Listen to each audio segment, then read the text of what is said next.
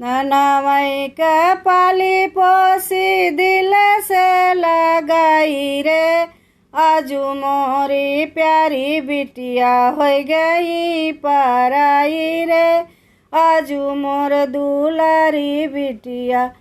रोई रोई उनकी अम्मा बेदिया पैनामै रे, बेदिया के नग नग पर लिखल बा विदाई रे, बेदिया के नग नग पर। ननमई के पाली पोसी दिल से लगाई रे, आजू मोरी प्यारी बिटिया हो गई पराई रे, आजू मोर दुलारी बिटिया। रोई रोई उनकी चाची साड़िया पैनामै रे, साड़िया के आचरा पर लिखल बा विदाई रे, साड़िया के आचरा पर। ननमई के पाली पोसी दिल से लगाई रे, आजू मोरी प्यारी बिटिया हो गई पराई रे, आजू मोर दुलारी बिटिया।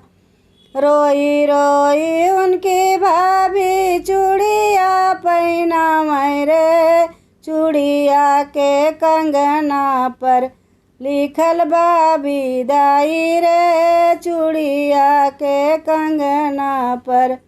ननमई के पाली पोसी दिल से लगाई रे, आजू मोरी प्यारी बिटिया हो गई पराई रे, आजू मोर दुलारी बिटिया।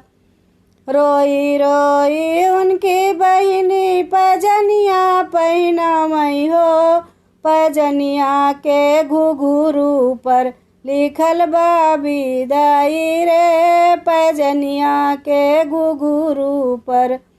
ननमई के पाली पोसी दिल से लगाई रे, आजू मोरी प्यारी बिटिया हो गई पराई रे, आजू मोर दुलारी बिटिया हो गई पराई रे।